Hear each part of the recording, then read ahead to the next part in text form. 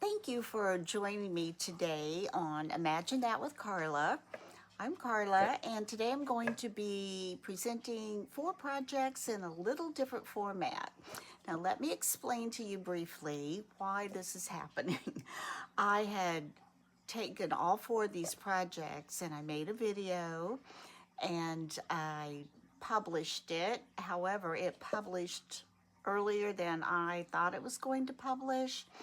So my thinking was I'll go back in, I'll delete it, and I'll edit it, and then I will republish it at a future date.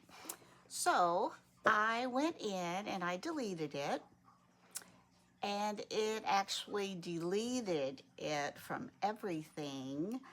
And now, in retrospect, I'm thinking I should have gone in and edited it before I deleted it. But anyway, here we are, and I'm going to be sharing these 4 projects with you after they're already complete. But hopefully, you'll get some inspiration, and you might want to try some of these for yourself. One is a redo. One is kind of an upcycle, and 2 are pretty whimsical, and I just love them. So let's get started with this little riser.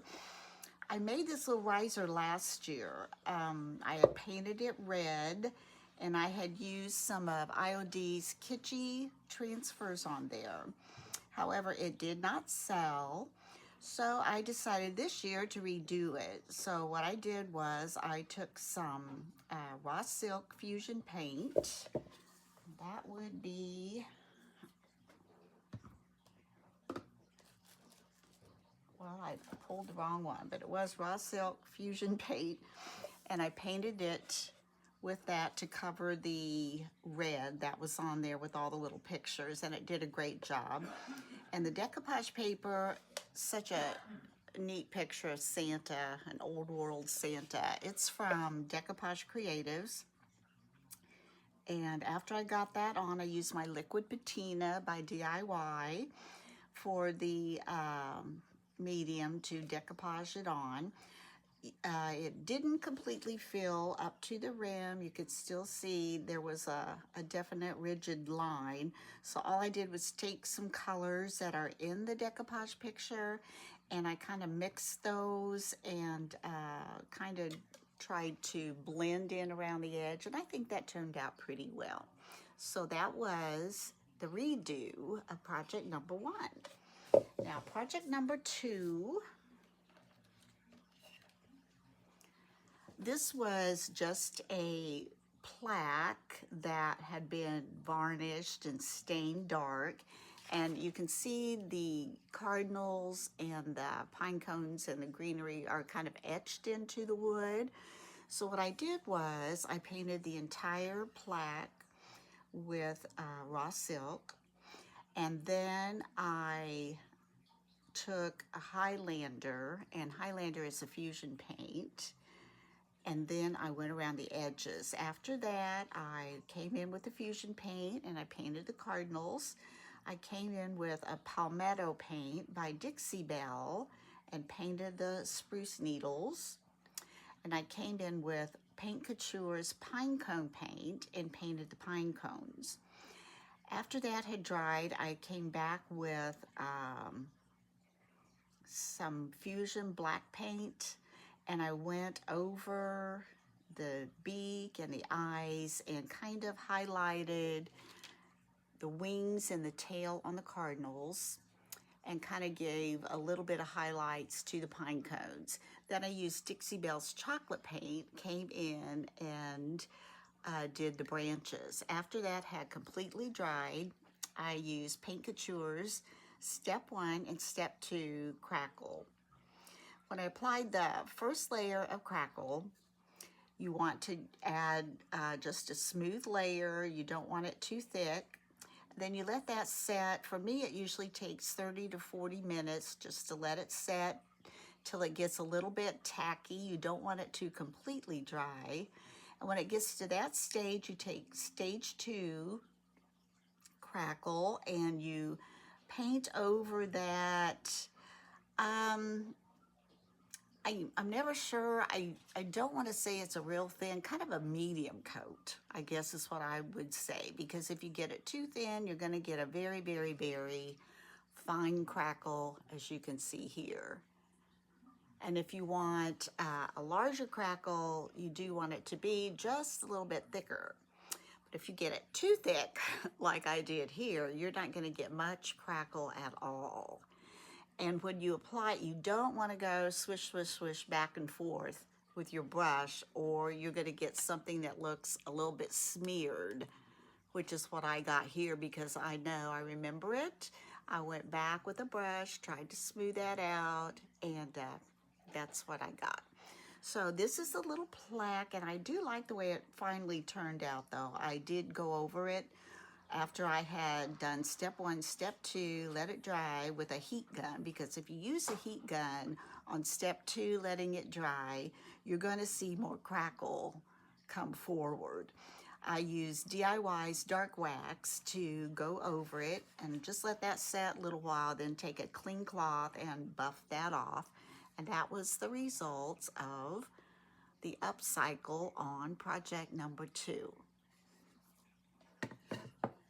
Now, project number 3, this is a little whimsical, and I would say this is probably an upcycle as well. I had thrifted 2 of these trays, and I got both of them for $3. They were both painted blue, this color blue. So I took the other one, and what I did with it, I painted it with Dixie Belle's buttercream paint. Very pretty color. And you can still see some of the basket weave. I probably gave it 2 coats for sure. And then, do you recognize this decoupage paper? I love this. I purchased this from Rehatched Designs by Tina Williams. She actually used this last year. She made, I think she put it on a wood piece, and it was a little bit smaller than this one, so I couldn't wait to get my hands on it this year. I think these are so whimsical, so cute. I just love these chickens. Okay, anyway, I used my decoupage medium liquid patina by DIY again, and I decoupaged that on. I did use the water method, and I did pull off the edges to give it a more organic look. And then these little garlands, they came from the Kitschy IOD transfer packet from last year. And then the little title I put at the top, that came from Christmas Joy, the transfer packet that IOD put out this year. These little bells also came from the Kitschy collection. After I had that all decoupaged on and transferred on, I then took some, this is chalk paint marquee DIY, to go around the inner edge, the back edge, and the top edge of the basket. And after that was all complete, I took it outside and I sprayed it with a clear acrylic spray to seal everything in. Make sure these transfers and the title up here and these little bells all got sealed in. Very cute. Love it, love it. Now the last one was, okay, get my stuff together here. Last one, I had this beaded chain in my stash. It's silver, little silver beaded chain. And this garland I purchased at Michael's this year. It came in this kind of a little packet, and also had the silver as well as the gold and the red. I used the red for my project. And I had these little steampunk gears in my stash already, so I used those. And I can't wait to share this with you. Oh, it's just so cute. I just love it. All right. I had a decoupage paper from Decoupage Creatives, and it was a steampunk mouse. I actually got this last year, but didn't get a chance to use it. So this is what I came up with. Is this not adorable? So adorable. This is just a box that I had thrifted. These were wood looking slats, and this almost looks like Formica backing on there. And anyway, I used my English Ivy Dixie Belle paint to do these little slats on the outside. And then I used, on the inside, I also used the Fusion Raw Silk. Went all on the inside, and that was on the bottom. And for the frame, kind of around this little box, I used the Fusion Coal Black paint. And I kind of took my brush, kind of dry brush just a little bit around the bottom and the top to give it a kind of weathered look around those edges. I took my decoupage medium, again, was Liquid Patina DIY. I got my little steampunk mouse decoupaged on, and he was so cute. He didn't cover the whole back of the box, but I used some of my English Ivy and a little bit of black paint, mixed it and kind of mixed it in with the bottom, but it doesn't show anyway because of the other decorations that we put on there. Now, these little signs, Steampunk Holiday Mouse, those are tongue depressors, and I just used Fusion Highlander paint to paint those on both sides. Then I took some of this beaded chain, and I used my, what's it called, Starbond glue and Starbond accelerator to hold this on. Now, this was not an easy task, let me tell you, trying to get this bead on there because it's so fluid.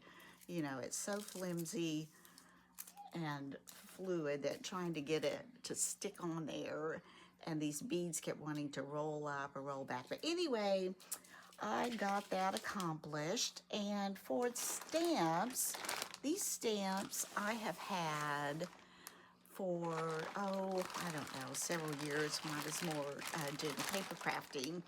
And they're lowercase and uppercase. They're two different sets of, they're called box letters, and they come from Michaels, and it's Recollections brand.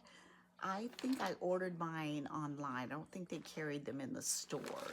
And I like the way they stamp because they're not a perfect straight line. You hook them together, and as you stamp them on, it gives you kind of a, you know, a whimsical, fun print. And since this is definitely a whimsical project, I think that went perfect. Now, for the bottom, this little ornament, see that little steamer right there, steam train?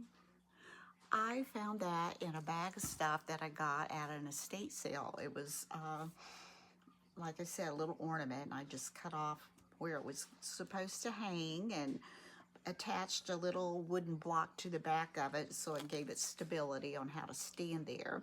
I picked this little tree up at Hobby Lobby, and this little tree has been a real little booger. I tell you, all these things have been wanting to fall off, to the point where I took it outside and sprayed it with an acrylic sealer thinking that'll stick them on, and they still keep falling off. So I don't know.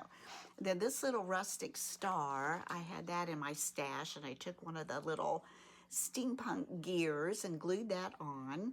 And I also added some at the top for other little embellishments, and put one on his little hat here. And the garland, as I said, I got that from Michaels, and I just hot glued the corners on before I put the little steampunk gears on there. Now, the steampunk gears, I did hot glue a little bit, but I also used some E6000 with that because I know when things get cold from being a crafter and doing craft shows, if it gets really cold, you just touch it and that's gonna pop off with that hot glue. So anyway, that is project number 4. I hope you enjoy him. Now, another thing I've been working on, I thought I'd just throw this out there to you guys, is I also make cards for my booth. I'm in an antique mall, and I've always made Anna Griffin cards. I get her materials off of HSN, and those are the only cards I make, are the ones that I make with her materials, because she has this whole collection of antique ephemera, and I went to one of her Create conferences. Oh, this was before COVID. She doesn't have them anymore. This was in Atlanta, Georgia. It was like 3 days, and we got to make all these wonderful things. And she had this scrapbook. I mean, this scrapbook, ladies, I swear it was this thick. Oh, I don't know if you can see that. This thick. And when you opened it up, I mean, there were just pages and pages filled with all of these antique pictures. I mean, pictures of furniture, you know, old furniture, more elegant furniture, era furniture. And then on some of the furniture, you know, the trims, like I think of the IOD borders, those had to be made from some kind of trims.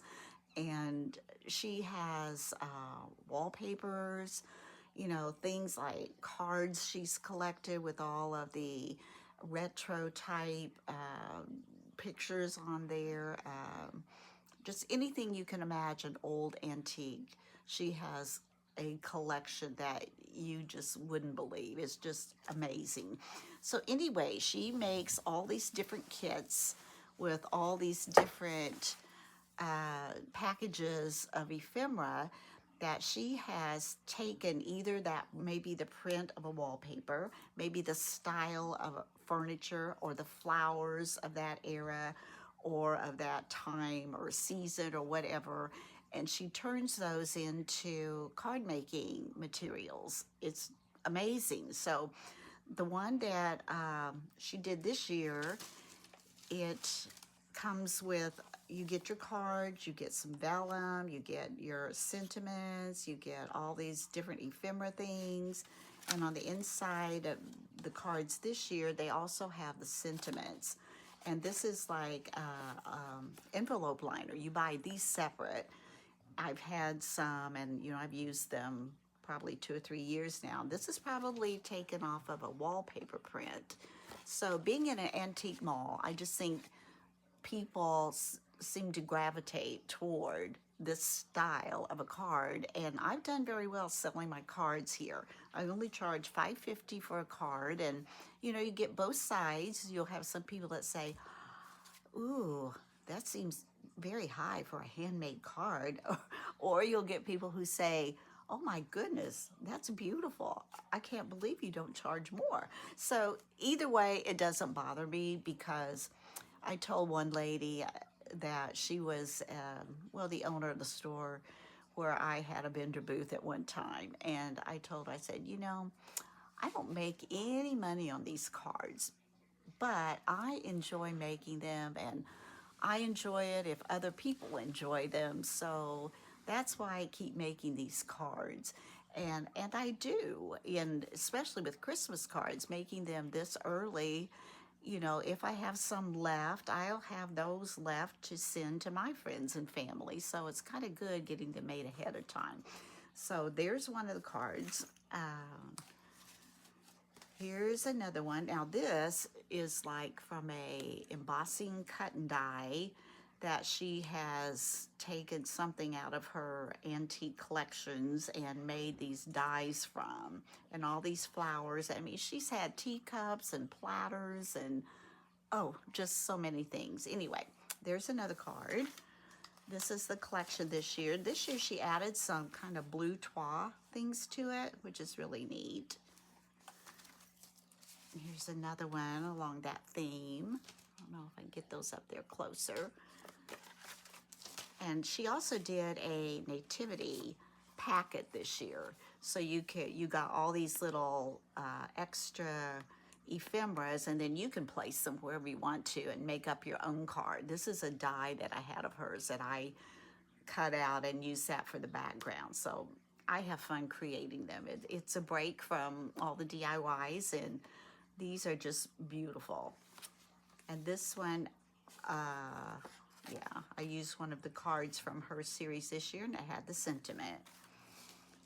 This is from this year.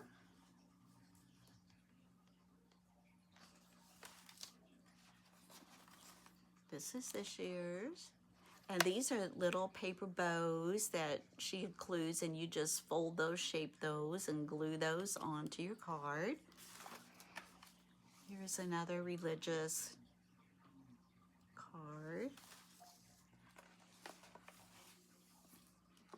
This one I added lots of stuff to. I have so many boxes of her ephemera packets that, you know, it's just fun to add and use your little foam squares and give it dimension.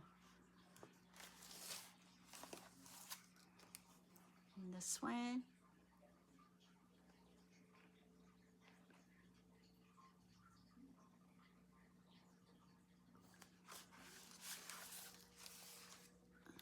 This one.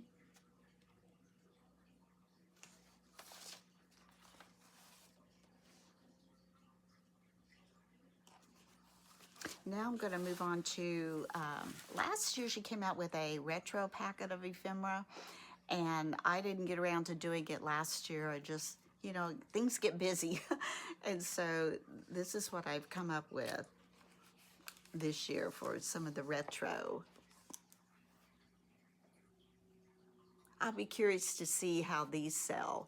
One of my booths, I have 2 booths at this antique mall, and I have another booth at another place. However, one of my booths does kind of lend itself more toward the retro, vintage, and antique-y. So I'll be curious to see how well these do. This is a window die, and I added that stuff behind there to make it look like you're looking through a window at Christmas. They're just so much fun, and I know all of you creators out there, you love to do things like this as well. This looks like another like wallpaper print or fabric. There's another retro. I love the retro Santas.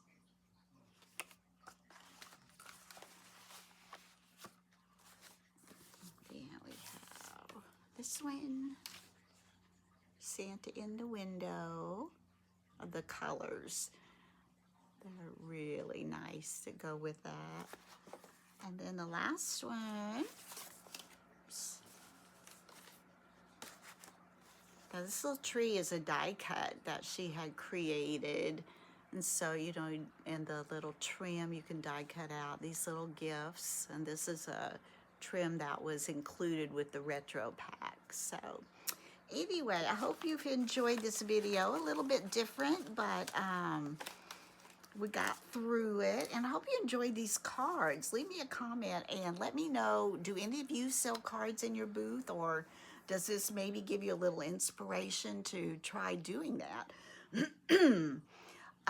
It's a beautiful day here in the Ozarks, kind of chilly, but I'm going to get busy now, and I've got to get some of these things to my booth today. So until next time, bye-bye.